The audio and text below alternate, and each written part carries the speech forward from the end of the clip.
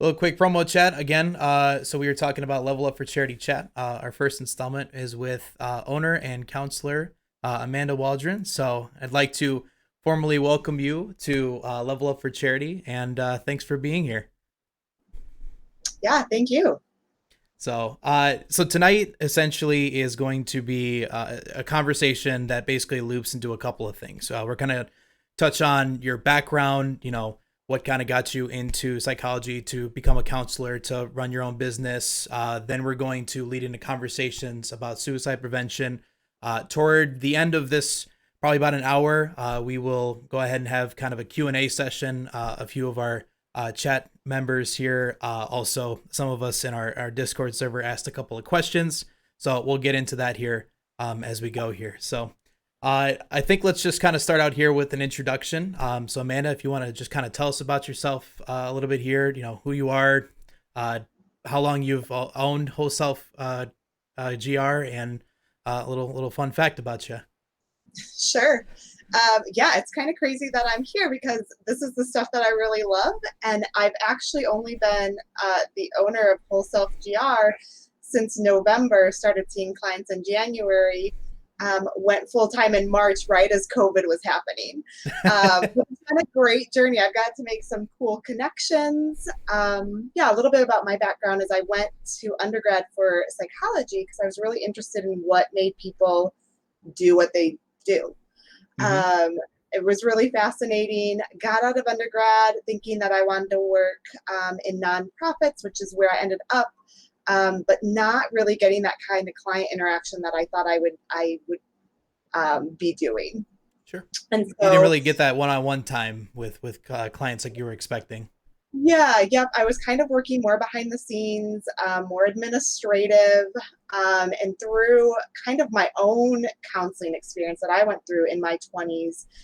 My counselor helped me realize that that one-on-one interaction is really what I wanted to do. And at that point, I realized that I'm probably going to need some more education to be able to do that. And so decided to go back and get my master's in social work. Social work is always kind of aligned with my values. And through that, realized that I could also be doing counseling. And so Mm-hmm. a lot of my career post grad school has kind of been in the counseling realm. And then last year, yeah, just started looking at whether going into private practice and just specifically doing counseling could work from a from a business perspective for me. Right. Um, had a lot of friends that are already kind of in that field, and yeah, figured it out. Launched Whole Self Counseling, and it's been great. It's been going really well. That's awesome. So, tailing into, you had mentioned one of your counselors here. Was that kind of your starting point that said, "I'm interested in truly be well in the art of becoming a counselor"? In that case, was she the person that was kind of like a figure for you that helped you kind of find that interest that you have today? I think so. It wasn't. That's not what I set out for counseling to kind of figure out. I was going Mm-hmm. actually through yeah, through like a change in a relationship, had some depression and anxiety going on. And it was actually through counseling that I realized, um, yeah, just some of these major concepts that were life changing. And then coming to the realization that I could help people kind of have these same realizations about like what our thoughts do to our perception and what our feelings are doing, and realizing what a key part of that is to being human. And so I think it was through that kind of experiential going through counseling, realizing like, oh, I really connect with this, and really want to help people kind of figure this stuff out too. Yeah, and it helped you, so you want to then in turn help others by something that Yeah, helped you down the road for sure. yeah. Yeah, I can definitely understand that. It's very interesting from my perspective. So I have actually never gone to a counselor before. However, I do have a sister who studied psychology when she had went through college. So Mm-hmm. for a while, we would have some genuine conversations with each other about life and stuff. And for our family, we were very just willing to talk about whatever, from the simplest and smallest of details to the biggest and baddest things that have been affecting us here. And whenever we went through traumatic issues, whether it was a family member passing or something, it's just, it was almost second nature for us to kind of call each other and talk to each other. And so, I have to agree, having that ability to have someone that can be there for you, to be in those discussions and to help you is significantly great, in my opinion. Yeah, yep. Having that someone that you can emotionally connect with or talk about those more kind of heart or emotional issues is huge. And not everyone has friends or family that have the capacity to do that. And so sometimes that's where counseling can come in to be, to bear that witness to someone's story. Exactly. So we kind of touched on the history that got you into counseling here. Now I want to touch base on some of the services that have shown up in here. So on your website, you cover a couple of things here. I just want to make sure that I have them up just so that I don't miss them by any means. So in here, you talk about concerns that you can assist with as anxiety, depression, perfectionism and shame, work, school, ministry, burnout, life transitions, codependency, and distressing life events here. In your experience as a counselor, has there been one of these concerns that has been more of an outlier? Meaning, have you experienced this significantly more than others in your timeline, while short with whole self, that you've had here? Yeah, well, I tend to do really well with individuals that have anxiety, but anxiety and depression, I say, are cousin emotions. There's a lot of overlap with them. Okay. And a lot of times what's really interesting, and I could do a whole show about this, is the emotion of shame underneath some of that anxiety and depression. So again, sometimes some of this earliest programming we get in life can really make us more susceptible to anxiety and depression. And so I would say those two are probably the most identified like reasons people come in, but then generally there's also this underlying component of like where that is coming from. Would an analogy of something like an onion where you're peeling back layers, would something like that kind of fit to what you described there? Yeah, yep. So generally, like someone will come in with a presenting problem, and there's a joke in the counseling world that like the presenting problem isn't the problem. So that's like what gets you in the door, but there's usually something underneath that. And hopefully with connecting with the right counselor, you can start to unravel some of that. Definitely. Yeah. I can definitely imagine that something like that can definitely just start to unfold, and, you go into the deep history of your life very quickly Yes. to And let find me out. say that doesn't have to be what counseling is. If you have a For sure. specific issue, you want to just stick with that specific issue, you can. But we are whole people.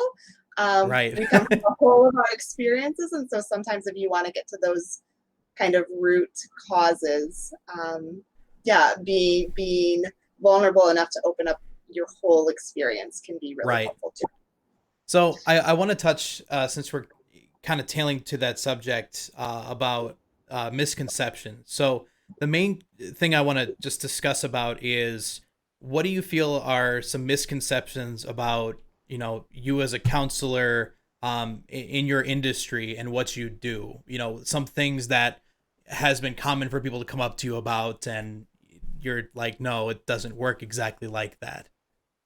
Yeah, so I think there's still this misconception that if I go to counseling, something is wrong with me. And I think that's shifting a little bit. I would love to see emotional health talked in the same terms as physical health. That no, counseling is like you want to be healthy, you want to learn new skills to relate to people, you want to have better relationships, you want to know yourself better. And so I always say counseling is for everyone. Like everyone needs counseling. None of us see this world or ourselves or other people completely correct 100% of the time. And Right. so it can be really helpful, to just learn some skills, because where else are we learning these like emotional intelligence skills or learning to be able to relate to us or other people. It's not really taught in a lot of places. We kind of just pick that up on our own.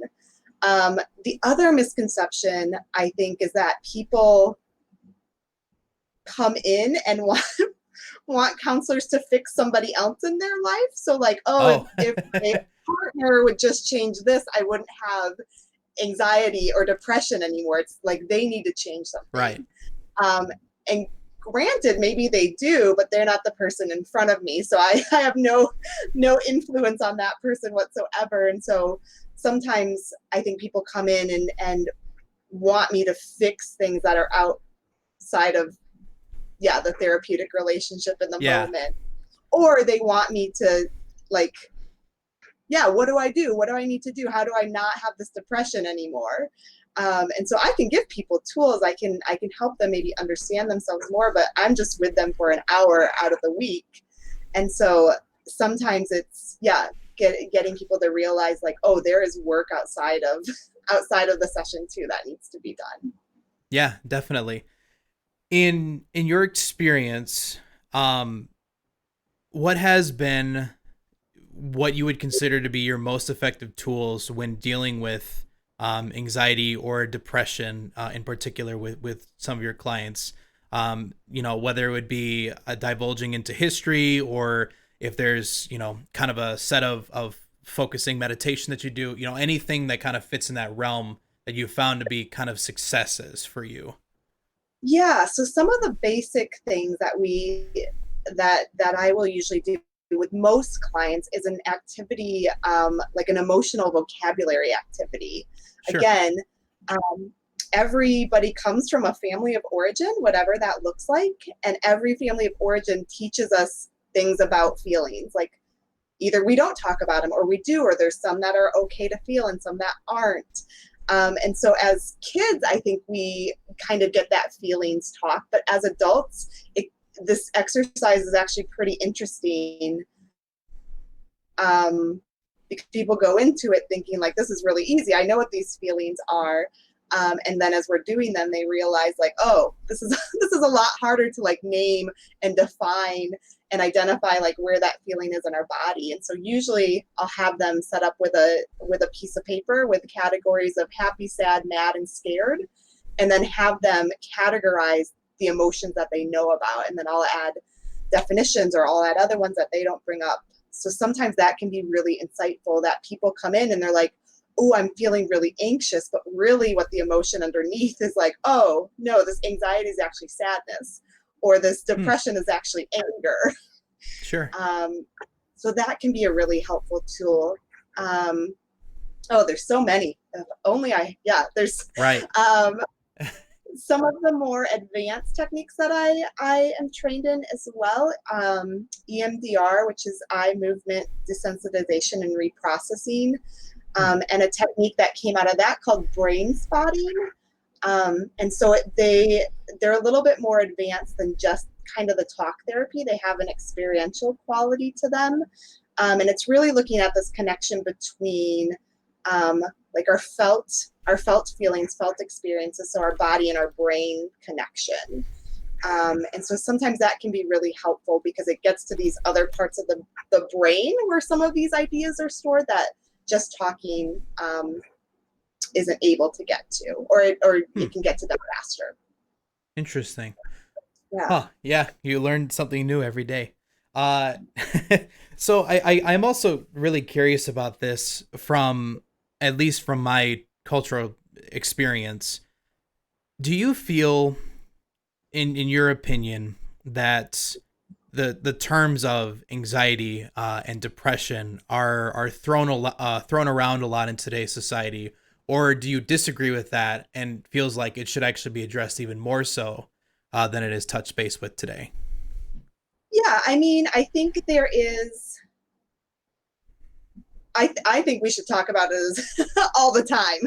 I think we Yeah. should bring it up because I think it is common. And there's a study in West Michigan recently that talked about just the high levels of depression here. So people are experiencing this. And so I think the more we talk about it, the more we have language around it, I think that can be helpful.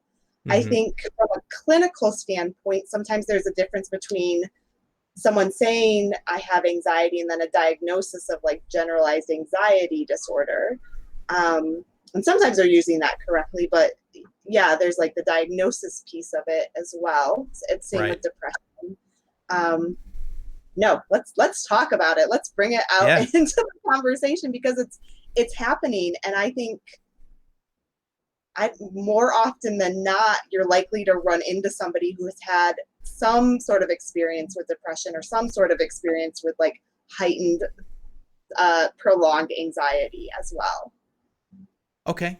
Yeah, I agree. I'm in the boat where I feel as though, especially in today's society, as we become more aware of, the significance of how depression, anxiety, and other mental illnesses affect people, which eventually will kind of translate into our conversation in a second, which is going to be suicide prevention. It can definitely impact a person. And for us, um, we've done campaigns for Autism Speaks. Kind of a quick thing right now. We're working one with American Foundation for Suicide Prevention, because mental health is one of those conversations that I feel as though it's just not as heavily discussed or properly discussed in its terms at times, and especially for how important your brain is to your entire self. Yeah, It's absolutely. quintessential to just have that conversation with people. So Yeah, or I even can. the basics of mental health, like mental health and physical health are on a spectrum. We all have them. Like we all Yep. have physical health and mental health, and we're any given place on that spectrum on any given day. So yeah, giving people language of like, oh, like checking in and being like, how am I feeling today? What am I doing? If I am feeling anxiety, what are like 3 things that I can do to help myself manage that?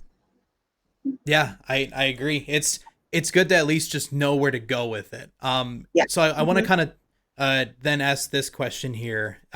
So you talked about generalized anxiety disorder here earlier, and one thing that I have seen in my history of going through community college then to university, in my generation, as it's kind of shown, a lot of people will kind of throw that they are depressed, or that they do have depression, they do have anxiety, but have never seen a counselor or a psychologist about that. This is Mm-hmm. where it kind of leads into an interesting question. So when somebody brings that up to myself or a colleague of ours or whichever, do you feel that that would be a good conversation with us, for us with them, to say, we're not sure if this is entirely accurate, I would go see a counselor about that?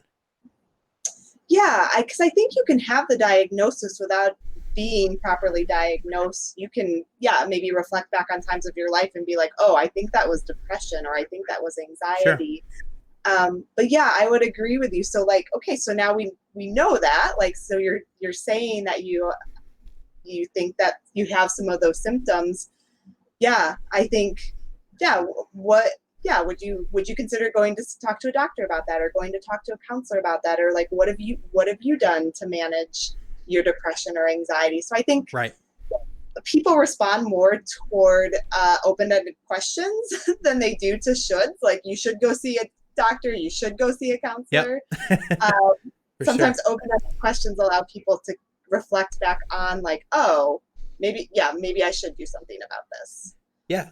So let's talk about the different people that you can go and see, because this is a question that I'm genuinely curious to know more information about. So, um, you yourself are a counselor. Mhm. Um, in terms of the psychology field, where essentially would I go for uh, diagnosis, for treatment, for therapy? What does that look like from this industry standard here? Yeah, so I would say the profession that is identifying anxiety and depression the most are probably primary care doctors. Okay. Um, so prior to starting Whole Self, I worked for 3 years in a primary care setting as a behavioral health specialist. Okay. So there's yeah, there in one of the larger entities here in West Michigan. They are screening all of their patients for anxiety and depression for every visit that they come in. So even if it's for like a cold, a cough, something non-mental health related, they're screening people. So I would say a lot of times I would run into people where this was the first time they were hearing language or hearing this diagnosis of like, oh, you may have some depression going Yeah. on. And doctors can be a good starting point too, because if it's getting to the point where that anxiety, depression is really impacting functioning, then you have access to someone who can give you another tool, which is medication in some cases. Sure. Okay. But if you have like an inkling that like, oh, I think I have depression and anxiety, I don't necessarily need to go see my PCP about this, then there's a couple resources that you can tap into. Psychology Today is actually a good resource. They have a counselor or therapist search engine for any region of the country. So you put in your zip code, get kind of your geographical area, but then you can also search by insurance or by specialty. If you have a gender preference for your counselor, if you want them to know a certain type of intervention. So that can be a really nice place to check out. If you need kind of a higher level of care, so you're kind of getting to that point where your functioning is deteriorated, the Pine Rest Urgent Care is a really good resource here in kind of the West Michigan area. Sure. Where you can walk in and get an assessment right away to kind of see what is going on. Okay, very cool. I'm noticing a couple of questions we've got going through our chat here. So just as a heads up for everybody that's in here, we'll go ahead and grab those here toward the end. So make sure to just kind of keep those highlighted there. I'll make sure that they stick around as well here. So I think we're ready here to kind of start getting into the primary discussion at hand tonight, which is regarding suicide and more particularly suicide prevention. So the hope tonight is that we can engage in a conversation / interview where we can have the opportunity to speak with Amanda about suicide prevention, both from a friend or a family member's perspective and also from an individual's perspective here. So I want to start our conversation with kind of our target here. So what I mean by that is, in your experience, Amanda, who normally do you consider to be the highest at risk when you consider people that have either considered or acted on suicide? So statistically, men are 4 times higher to complete suicide. I think women are more likely to admit that they are having those types of thoughts. And then also the kind of 15 to 24-year-old age range is a really vulnerable population for suicide. So kind of the young adults, males are likely to actually act on it. Women are more likely to mention that they're considering it. Yeah. Okay, gotcha. So I haven't followed it a ton, but I remember reading the statistics about the men's side of things here, and that's something I would be curious to know more information about. In studies, have you found anything that particularly shows why men are typically at higher risk than women in this study? I think it goes back to emotional health, right? Like, so I think women generally are conditioned, socialized to be more comfortable talking about those emotional topics. And so I think we still have some of that lingering for men, unfortunately, where there is this suffering or there is this like persistent depression that never gets diagnosed because they're not talking to their doctor about it. They're not answering those questionnaires. They may not know how to access or name or feel those feelings, but they're there regardless. And then I think some societal pressure as well, where this is where shame can come in too. I think Hmm. shame is mixed in there as well. So like job loss is one of the biggest risk factors for older men, if they can't provide for their family. So we've got this construct up here of like, I should always be able to provide for my family, and now I can't. We've got this disconnect of like between identity, or more susceptible to that shame coming in. Um, so that is my guess. Also, I think males are more likely too, because we've got this whole um, component of like military service. So men coming back from the military, and granted, women can have this as well, but I think we see it more in that male component of like, you are supposed to be strong, and being strong is that you don't feel your Right. emotions. Right. It's instilled by culture, and through culture, we kind of have this closed off mentality that doesn't allow us to really kind of express our emotions. So if we feel sad, we're told to man up. If we're told to, if we start crying, we're told to stop crying. If we're, stuff Yeah. like that. Yep. And there's Yeah. some theories, or some realm of thought that talks about anxiety and depression being manifestations of unfelt feelings. Hmm. Okay.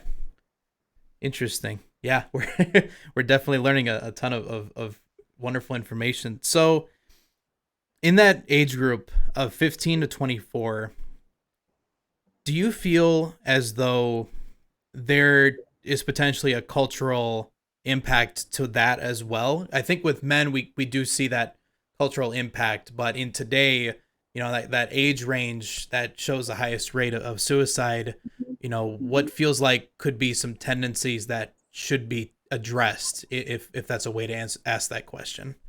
Yeah, so sometimes I think that there is this biological component. So between 15 and 24 is when like the prefrontal cortex is developing. Okay. Um, so our brains are usually fully developed by the time we get to 25, 26. And so during that 15 to 24-year-old phase, we're still run a lot by our emotional brain. So you don't always have that logic component. So if you have some sort of precipitating event, your friends decide that they don't want to be friends with you anymore, you don't have that logical center to see the longevity of Sure. like this being a blip in the whole entirety of your life. Like if Right. friends don't want to be friends with you as a teenager, that feels like your entire life. Right. So sometimes You I think you it's you touch base with things more on an emotional scale between that age range more than you do on a logical scale once you get past 24. yes, but and then I also think too that is the age where you are forming your identity. You're learning how to communicate with your peers. Right. I think social media again has a lot to do with kind of the rise in suicide statistics and depression and anxiety in that age as well. Um, and then you've got components of like family expectations, your own expectations on performance at that stage in life, shame messages that can come in of where you should be after you graduate high school. Um, so yeah, some of those components lead to that being a higher risk category too. Okay. Yeah, that's actually really really good information just from the perspective of I have a brother who's 7 years older than me right now, but in discussion, he's been diagnosed as having clinical bipolar, or is Mm-hmm. clinically bipolar. And one of the things that was unique to know about this is that we didn't know growing up that he was experiencing this. We had a suspicion of it Mm-hmm. years ago. I'm too young to really kind of know what that conversation looked like when he was 18, but um, I think it's kind of interesting to see now that we know all of this stuff. Uh, my brother, or my father's read 3 or 4 books on psychology at this point, and best practices to deal with those who have depression or bipolar. In that capacity, I'm kind of in the same boat here Mm-hmm. too, where I've got the chance to kind of educate myself here, which does lead me into a follow up question to this here.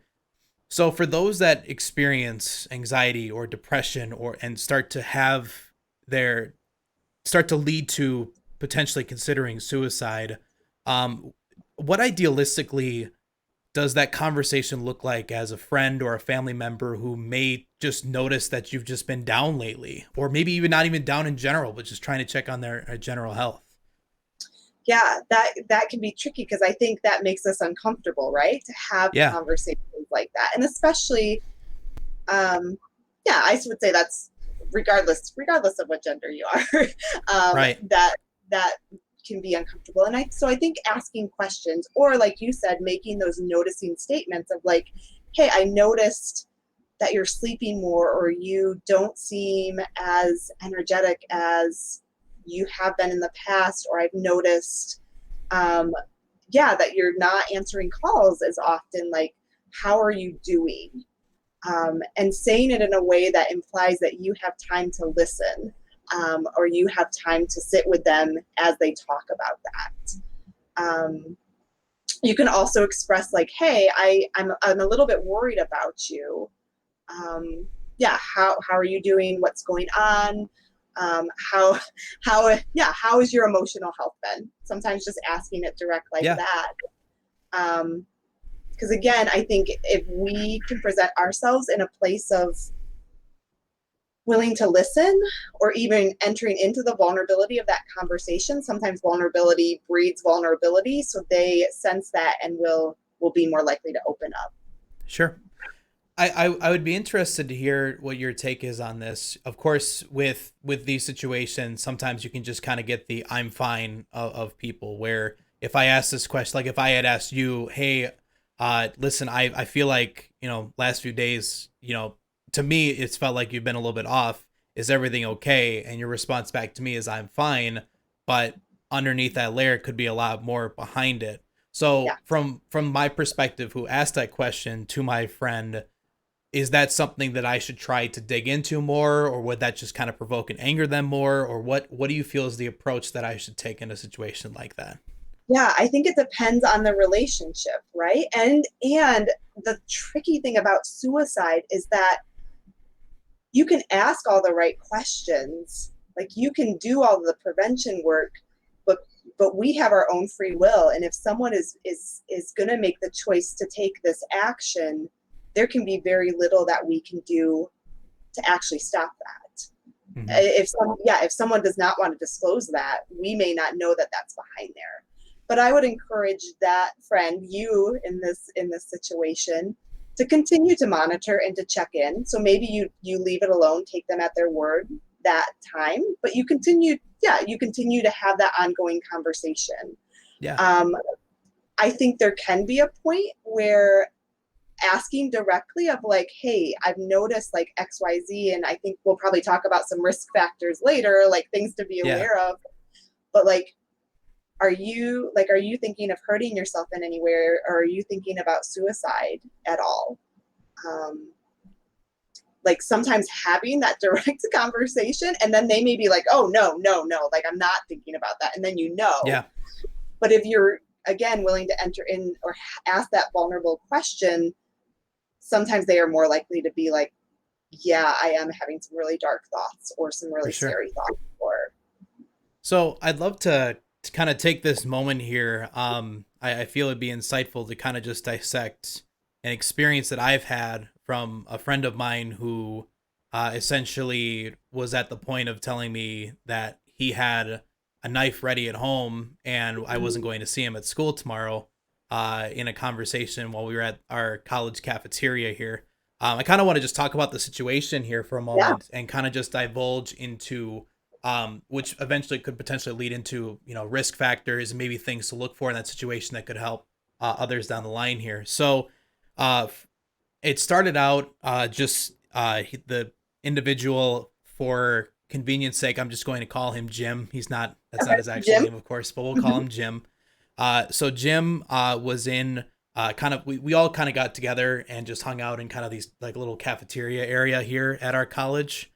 So this person, Jim, had experienced, um, it felt like at this point he was starting to kind of just lose his sanity here. I'm sure you're aware of the knife game where you try to put the uh, Yep. thing between. So he was using a pen for that. When he had missed, it felt like he had no reaction. So Okay. it felt Yep. this he was snapping in that case. We were a little bit worried because then it started to look like he wanted to use that for malicious purposes on himself to, cut or whatever the case was. So, we had removed it. He was insistent on asking for it back. So we, of course, there's about four of us at this time, had said no. We're trying to keep calm and just be in the best situation that we could. So Yep. we lead to just kind of having some heart to heart conversations. I kind of started out with, so there was what actually was very interesting is you kind of saw the different methodologies that people used. So I'm going to start with one of my colleagues who basically started with and said, "Hey, are you okay? Um, you seem to be acting really weird." So that's what kind of started out as one. Another one had followed in and said, uh, after that and said, "Yeah, something seems really strange with you. Something's got to be acting up."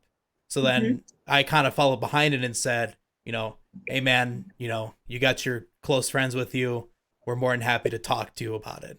So that led us into kind of just a conversation. I don't recall exactly the specifics after that, but we just kept pressing some honest questions and how he felt, and that eventually is where he basically told us about the situation where he had a knife at home and he was just going to end it there. And so I Hmm. took at this point we kind of had three people flustered. Myself somehow stayed in kind of this adrenaline composed situation. Yep. Yep. uh, so it's the classic fight or flight situation. Yep. But you were So able to maintain composure. Uh-huh. surprisingly, so we eventually, after some of our friends really didn't get any progress done, I just took the opportunity and kind of just pulled them aside in a still public and security cameraed area, but just kind of a private one-on-one chat, and just brought him together and kind of emphasized that we cared for him, we appreciated him, and a lot of other things in that same capacity. And finally, after probably about, I want to say roughly about a 50-minute conversation, I think. He had Hmm. finally just asked if he could just lay there and take a nap for a while. So we said, as long as we basically agreed after that.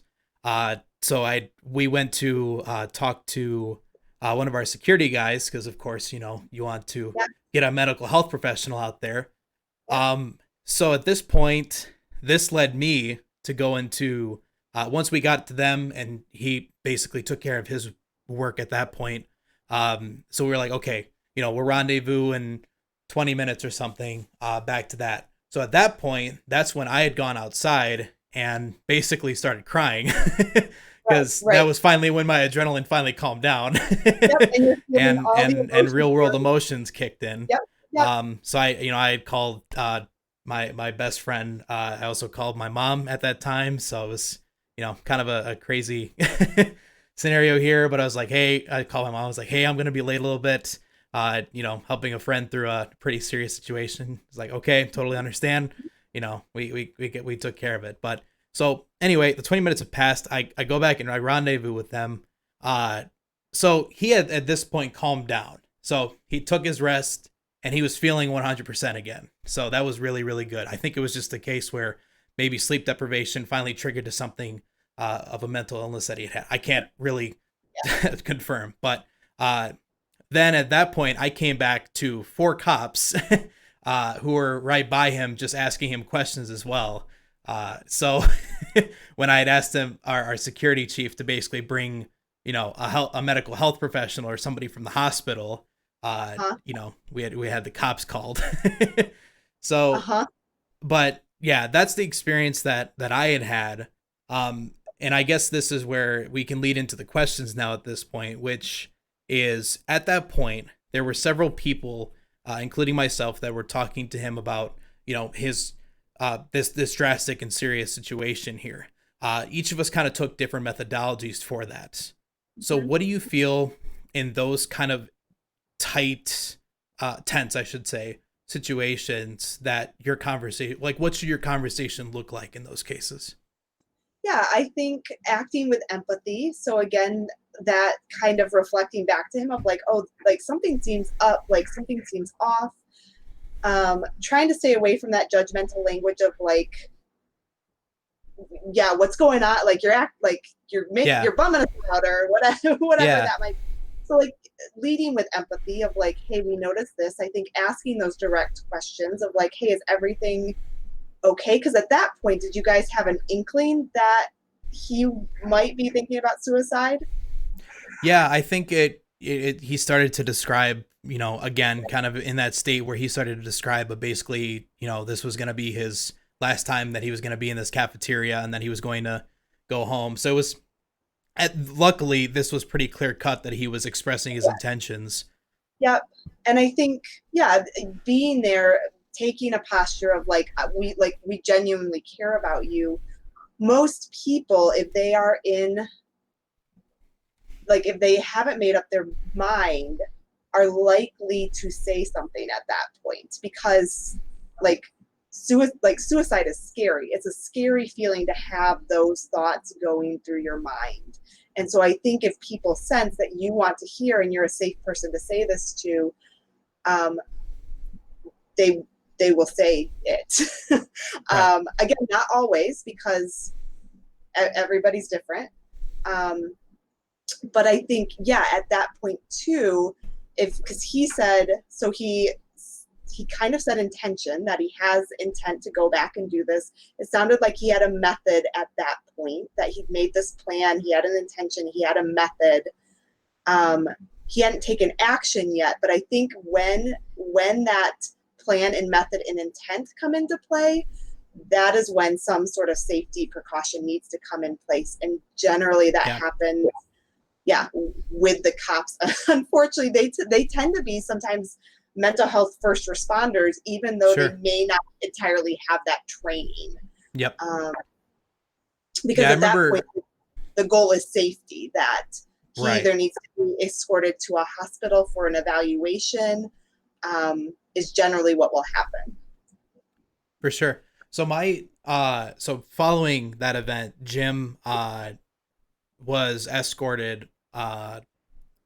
Well, I shouldn't say he was escorted. At that point, we basically, all of us had talked with the police officers about the situation so that they could file the report or whatever. And so then we kind of just were talking to him about it. At this point, he kind of joked with me, which was a good sign that, I had called the cops on him, and I was like, no. But, Yeah. it's in that case here, he was more lighthearted. So the good news is that this was 3 years ago today, and he's still here, and he's still in education to still make his pursuits. But yeah, Mhm. it's definitely kind of that same situation here, which does lead us. You were leading into this here a bit. You had talked about kind of knowing about and assessing what we could consider to be risk factors in these situations here, or maybe even be proactive about it and what risk factors to look for here. So that's kind of where my question leads to. On a proactive and a reactive scale, what are some risk factors that we should be looking at, if as a friend or a family that someone may potentially be considering that route?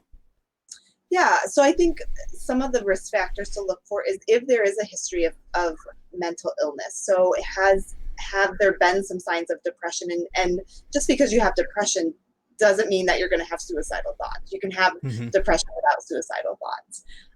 And I do want to say, I wanted to make sure to say this too, that I think like most people or a lot of people at some point in their life has had some sort of suicidal thought, whether it's like, oh man, I wish I didn't have to wake up in the morning, Mm-hmm. or I just don't want to be experiencing this anymore. And sometimes those can be fleeting.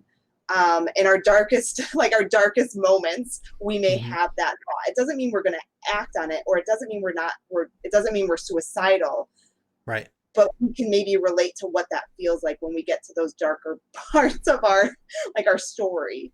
And so suicidal thoughts can kind of be on the scale as well of like when we want to be the most concerned is when someone is expressing intent, method, um, and a plan. It's still good to intervene if people are having those other thoughts of like, oh man, I wish I just didn't have to wake up, or I had this the thought that like I'd be better off dead crossed my mind. Hmm.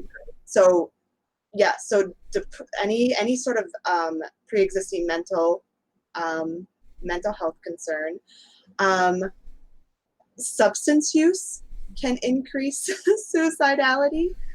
So if you see like an increase in use, sometimes that can be a risk factor. Other risk factors, family history of suicide, and then some of the things that you want to like look out for is, yeah, that change in personality. So if someone is really outgoing and suddenly that changes, or if someone is sleeping too much or even too little, if people are, yeah, withdrawing from social situations, are talking about suicide, are giving away their possessions, or making statements like, "Yep, this is the last time I'm gonna be here." Yeah, those are the things that you really kind of want to be aware of, and also any like major life changes. So if someone loses their job, and this isn't guaranteed, right? So usually those events are coupled with something else. So it's usually not one thing that leads someone to suicide. It's usually a grouping of things. So that may be a breakup, a losing of job, losing your house, losing your kids, a natural disaster, war, some big trauma, sexual Yeah. assault, something like that. Yeah. So to kind of recap it, just to make sure that I understand this. So the way that we're approaching this is that our kind of what I would call our red flags would be, if they speak about intent, method, or was it Plan. P? Plan. Thank you. Intent, method, or plan that arises, that should be basically a red flag to us. That's saying, hey, I should be checking on my friend, or I should be checking on my family member, just to make Mhm. sure that they're hopefully gonna be in a better place after a conversation with them. Yeah, and asking people like when you're having these conversations, like, do you feel safe right now, or do you feel like you can keep yourself safe right Hmm. now? Can be a good indicator, because I've done suicide assessments where someone has had maybe a plan and a vague method, and I've still felt comfortable sending them home with a safety plan and like follow-up instructions. So sometimes that can vary, and of course that's not up to the like the lay person to decide. That's a lot to put on Yeah. you guys. And again, yeah, Right. you guys are not mental health counselors, Yep. um, and you can play that part of that good friend and bring somebody in. So your job really as the friend is to bring in other resources for your friend. Definitely. So that's actually where I was going to follow up with this, because in the, I guess I could call it the art of conversation, not everybody's going to be this excellent lifesaver in that time here. So your job as a friend is essentially to help kind of bring them down a little bit, and then maybe help to bring them to a possible counselor, or to consider maybe even speaking with the suicide prevention hotline. Do I feel like Yeah. I've got that assessed pretty Mhm. correctly here? Yes. Yep. Cool. On our channel, Level Up for Charity, we have a command in our chat that allows, if somebody's ever feeling, just in that depraved state, they could do exclamation point talk in the chat, and it goes back with a command that basically is the suicide prevention hotline from the American Foundation for Suicide Yeah. Prevention. So kind of one of Yes. our little fun initiatives, again, kind of pointing people into the right directions here. So Yeah, and plug it into your phone, because you never know that you never know yeah. when you're going to need it. I mean, it's probably Oh pretty yeah. searchable. Like, yeah, if you ever get to a point where these thoughts cross your mind, like it can be helpful to already have that in your phone. Definitely. I agree. Yeah. Stuff like that is incredibly important to have. You never know when you're going to need it, but when you're going to need it is going to be essential. I have two more questions, and then we're going to go into Q&A with the chat here soon. So my last one, so we've now looked at this from the third party perspective. We've looked at this from your friend or your family looking into somebody that's considering the thoughts and considerations of suicide. So let's dive into you yourself. If you yourself are considering the thought of suicide, if somebody here that either watched this ever in the future, or wherever, what would you say would be the advice that you would give to those that may be considering that? Yeah, that's really hard because, again, there can be variations, right? So I want to, suicidal thoughts are often a cognitive distortion. And what I mean about that is that we are not seeing the world clearly when suicidal thoughts are coming in. That if we're looking through a lens, our lens is taking in very little amounts of information. And so sometimes just knowing that, like, okay, these thoughts are not facts right now, I'm not seeing things clearly, can be helpful in those early stages. I think it's helpful to remember that there are people that genuinely care about you, that would be devastated, if you were not here anymore. I know a lot of people that have been touched by suicide. I myself am included, both on a professional level and a personal level. And that is a loss. Any life that is cut short by suicide is a loss. So know that counseling really can help bring you down from that. I've had many a client that has started coming to see me because they answered yes to that suicide question and now are living happy, productive lives just by being able to maybe pull apart some of those cognitive distortions and widen that lens to bring in more information. Yeah, it's always hard because when you're feeling suicidal, you don't want to reach out to somebody. You think you're alone. And so I guess going back to individuals, if they have come out of a season of having maybe suicidal thoughts, being able to be vocal about that. There was a time in my life where that was more present, and it's scary. And now I just want to talk about it all the time because it happens, and I don't want people to feel like they are alone in having that there's some normalization when those thoughts come up. And those thoughts are good information. They're telling us something. They're telling us that something is not how it is supposed to be, or something isn't right. And so bringing in a professional to help you get a different perspective can be really helpful. Yeah, I 100% agree. I think it's one of those things that we do shed light on, but I don't think it's enough light. You know, it needs to be a brighter bulb that goes behind it, because none of us really realize the capacity and how a suicide can truly impact somebody in their life, whether that they've gone through with it or to know that somebody has gone to the point of nearly committing to it. And, you know, even from not only the individual's perspective, but from the perspective of your friend or your family member, stuff like that can be traumatic events that essentially end up just dampening your quality of life in the long shot. And, you know, it may be a consideration of being selfish at that point, but to understand stuff like that could just be what impacts and changes you as a person if you know that one of your friends or family members commit suicide. So, and I should say that can sometimes be another risk factor too. If you have someone close to you that has completed suicide, or sometimes we'll see this when there is a celebrity suicide, that becomes a bigger risk factor when someone in close proximity has. Okay, that's great to know, actually. Okay, I think we've gone through a good comprehension set of the questions that I had prepared for you today. I want to open it up to. Thank you. I enjoy conversation too much. So we have a couple from our chat today, and then a few of them earlier today were asked as well here. I'm going to start with the ones that were asked earlier today, that were sent to me here. One of the questions kind of goes into your craft. So this is more along the lines of you know, what you practice as a counselor. And so the question that I've got here is, were there any events that triggered a change in how you practice? Yes, so many. Okay. Is there like a top 2, top 3 that you could think of in that case?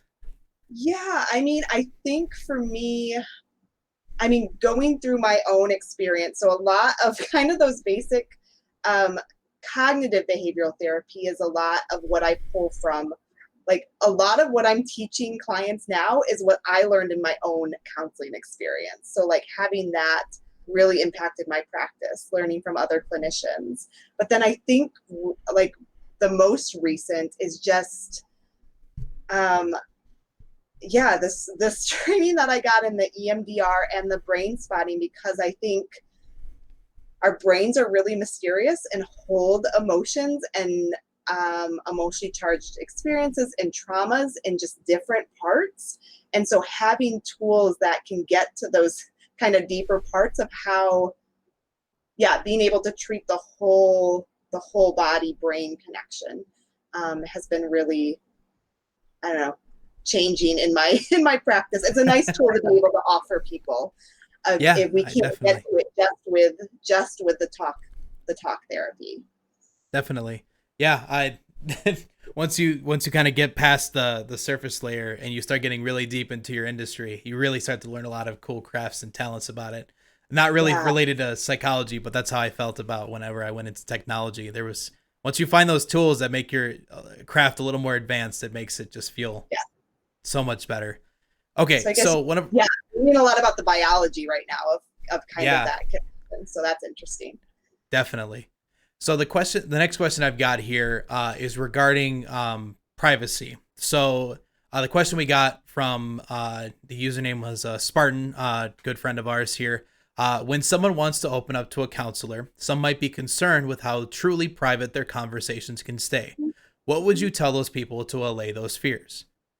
Yeah, so counselors are mandated reporters, so there's certain things that we do have to disclose. So when I have a new client coming in, usually my spiel is that what we talk about stays between us, and that there's a couple reasons why I need to break confidentiality, and they usually have to do with safety. So if you're telling me that you're going to harm yourself, I need to bring somebody else in to be able to keep you safe. And then the other, like, if you're threatening to hurt somebody and if you're hurting a child, are the other things Yep. that I have to disclose. And again, I say, like, if I'm able to, I'm going to have a conversation up front with you about this. But I've had many people that have told me they're having suicidal thoughts, and it hasn't risen to that level of like, I need to bring somebody else in. So I'm using my skills to assess, again, where are they at with a plan, intent, and method, because those are the things that are going to change how I respond. Um, Gotcha. Yeah, that's a great way to answer that question. So essentially, anything that is the intent of hurt or harming that either themselves or somebody else, that's yeah, usually when that information may be, seceded. Um, yes. If they're but telling me aside that from that, they're, everything is confidential. or I assess them to be an imminent risk of harm, then I am going to do everything Yeah, in my power to keep them safe. yeah, definitely. Uh, Great. So the next question we've got here is from another one of our supportive members here, from Wheatley. So the question goes, for people that aren't comfortable sharing what they're going through, what are some coping mechanisms that don't involve talking to others, or should we mainly focus on creating discussion and talking? Um, Again, there is something really powerful that happens when you speak something out loud. So I get where you're coming from, of that for some of us, we just want to handle our stuff on our own, right? Like we Yeah, want to be able to like, tough through it. independence. Yep. And I think sometimes you can do that with maybe a mild depression. So maybe it's not totally altering your functioning, and maybe one or two tricks can be helpful. But I think anything that's more persistent, or if those thoughts are happening on a even like a monthly basis, then that's where like a professional is needed. But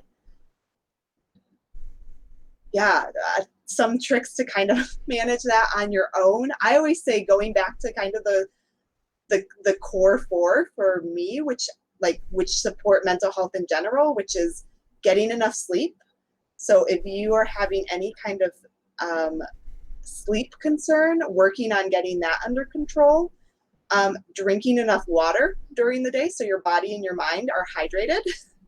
um, Look at what you're eating. So if you're feeling a lot of anxiety, caffeine and sugar feed anxiety. So monitoring that, but just looking at diet in general.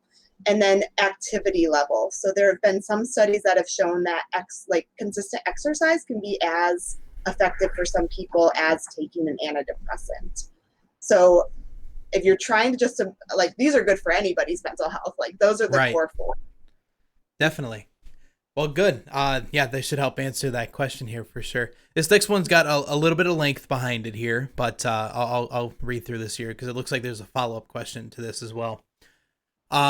So this comes from great username, love the guy, Crimson Potato King. So the question goes this: I can't imagine how many times I've tried to call out for help and showing many different signs.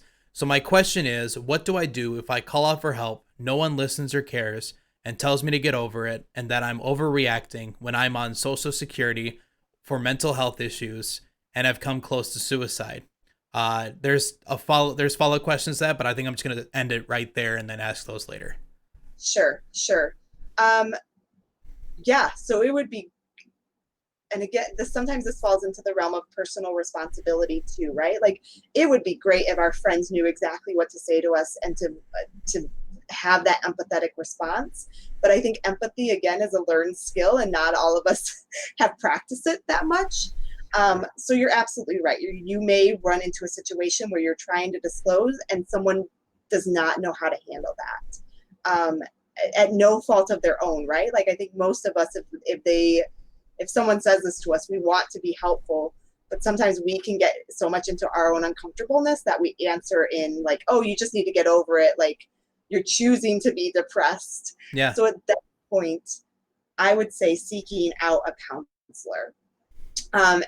And the thing with counselors, like if you go to one and you're getting that vibe that they are saying like, just get over it, go find another counselor, because that is not a good fit. Yeah. that is not a good clinician.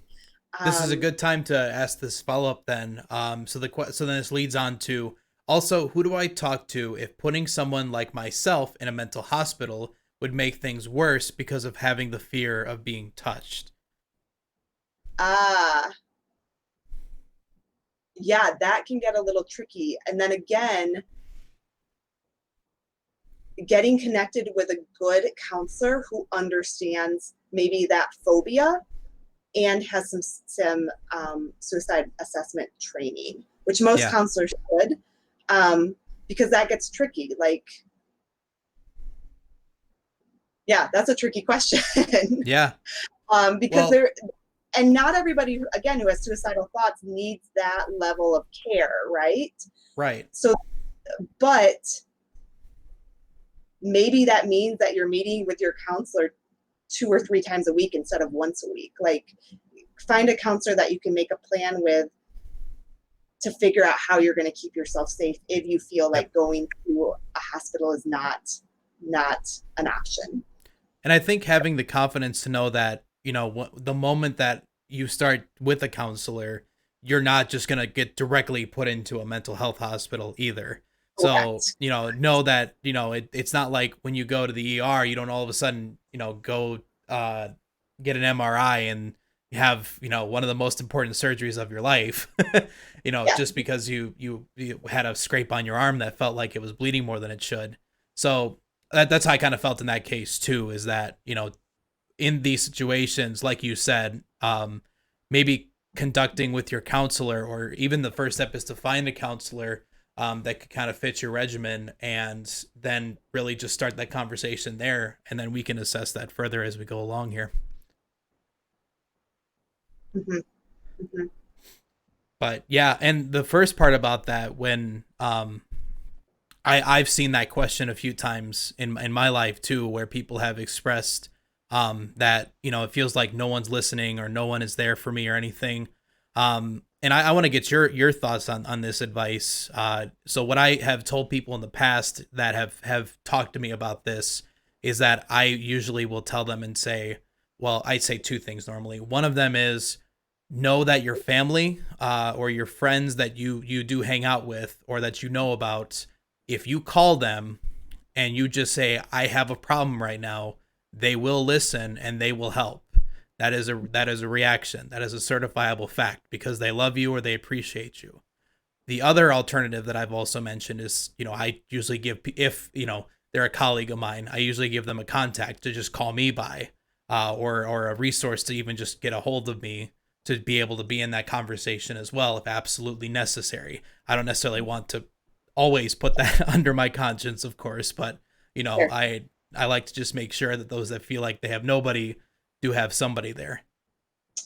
Yeah, yes. And I think, again, the National Suicide Hotline, there's a text version as well, that if you need someone just to like bear witness to what you're thinking or help you kind of solve through that maybe specific um, dark place or dark moment, that those are always options too. But yeah, I would say that most friends and family want to be helpful, but also, yeah, and you're not necessarily thinking this in the moment, but you're not trained, and you're not trained to be a mental health counselor, nor should your Yep, friend be your mental health counselor. exactly. You We really want to get you connected to a professional who's trained to help you.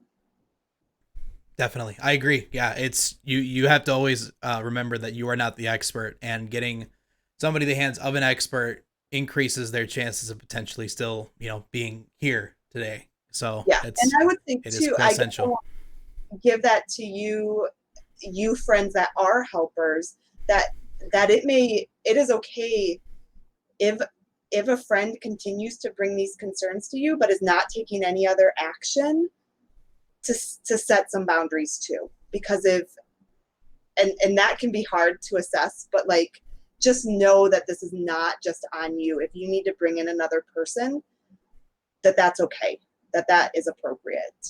um, yeah, because I've also had friends that have gotten into the place where they become this confident for somebody who's suicidal, and then are becoming very overwhelmed in that role. And Yeah, so know that you don't have to do this alone as a friend. definitely. Well, cool. Well, I think this kind of summarizes our hour here. First of all, Amanda, I appreciate you a ton for being out here today and engaging in this interview and conversation. Not only about mental health but also about suicide prevention here, just for our audience and those that hopefully get a chance to watch this in the future to have a resource to check conversations about and hopefully have questions that they were curious about to be answered. So before we wrap tonight, is there anything else that you wanted to say? Anything that you wanted to promote? Anything along those lines? Yeah, you can find me at wholeselfgr.com. I am my practice is currently full, so I'm not taking new clients right now. But if you're looking for somebody, like if you're having a hard time connecting with somebody, I do know a lot of counselors in Grand Rapids, so you can reach out to me at Amanda at wholeselfgr.com. If you need, yeah, so support or pointed in a direction of how to find a counselor, or even someone that knows some of what these more advanced techniques too. But I write some blogs. I've been writing some blogs, so there's some blog posts on there that you can check out. You can find me on Facebook. Yeah, keep these conversations going. Talk about mental health. Definitely. So, well, I appreciate you today, Amanda. And, aside from that, I'm sure I'll email you some more information about where this gets exported in archives and stuff here so you can check it out in the future or wherever you want to put that out there. And again, thank you a ton for your time. Yeah, thank you, Jordan. All right. Talk to you later. All right, bye bye. All right. So that was our conversation with Amanda Waldron. Um, a lot to digest, chat. These are one of those things that I don't think us as a culture, and this is the world, not just America or whatever, don't take seriously enough at times and don't know when to jump into these types of situations and how to jump into these types of situations. And it could hurt. It hurt a lot. The experience that I talked about earlier, I still vividly remember the whole story that happened. I remember the whole experience. And that wasn't even me. That was thinking of suicide in that case. It was a friend that I cared a lot about. So to kind of put a wrap to this conversation here, I just want to thank you guys for watching. Continue to keep talking about mental health. Continue to keep involved with one another. It isn't a bad thing to just check in on some of your friends, whether they're even acquaintances, every once in a while, just to make sure that they're doing okay. Sometimes the difference between sending a text message to your friend saying, "Hey, hope everything's well," versus saying nothing can sometimes be a significant difference. And it's always important to remember that, and to always be sure that you're involved with it. Not every time can you answer your questions of your friends and your family. Not every time can you be there for them. Don't weigh that on your conscience. Don't think that you have to be this holy and almighty person for people all of the time. Please know that, because I know once upon a time I had felt that and I hated it. I very much did. Because there were situations that I couldn't control, that I didn't even know happened. And at that point you have to understand in your health that you did everything that you could. So thanks again for everybody that's watching. We'll be exporting this to our archives. I'll be uploading this to YouTube, this specific conversation, not the whole stream necessarily. I'll also be highlighting that on our Twitch as well, so that you can check it out in the future. So let's go into what Level Up for Charity chats is going forward in the future. It's going to be infrequent. I'm not going to be throwing this on every single Thursday. It may even be on like a Sunday or something sometimes. But the program is genuinely intended to just have an authentic conversation, whether it's with us at Level Up for Charity or with a special guest like we did tonight, and just to engage in items that help you guys, in whether that would be tools and trades to understand what to go with, or if it's just even just know a little bit about what's going on here in today's world. Whew. Okay. Chat, do me a favor real quick before let's hold that thought. I want to read this thing real quickly. Well, it helps me a lot, knowing that there are people like yourself and Amanda that do care. I've been through a lot of my life, through emotional and physical abuse, from being broken down, having my spirit broken, and to be told that I'm worthless and that I would be better off dead. Thank God I don't have to go through that anymore. That's an amazing idea. So I know several people that have expressed something very similar to what you had said there, Potato King. And I just really don't understand, and I mean this with sincerity and honesty, I don't understand how people can rate other people as insignificant, pathetic, worthless, all of these incredibly negative things.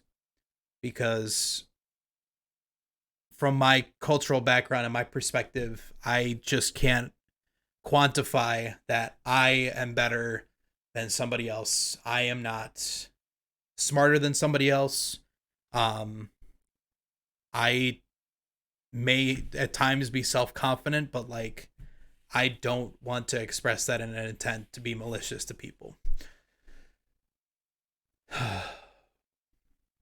But yes, Potato King, and I've said this before in our Discord before, if any of you are seriously considering stuff like this, I will say this, us at Level Up for Charity, the team, our team, are very happy to help in any capacity that we can. But I also do want to say that I do sincerely trust those that run suicide prevention hotlines to be able to help you in an even more significant way than us as regular folk that would be able to just at the very least start the conversation with you. So just wanted to communicate that. in case anybody ever just needs to know about that. There's also another command we have in here. It's encouragement. It's called One Day. I used to put this in the chat title all the time. Then I just didn't. Basically, this is based off of a song from Jeremy Camp that talks about how there will be a day with no more tears, no more pain, and no more fear. And in of itself, that is incredibly encouraging, especially for those when we know on what we struggle with and what we are impacted by and who gets impacted by some of these things. So I'm just watching Josh post memes in our Discord now. Oh, you're breathtaking.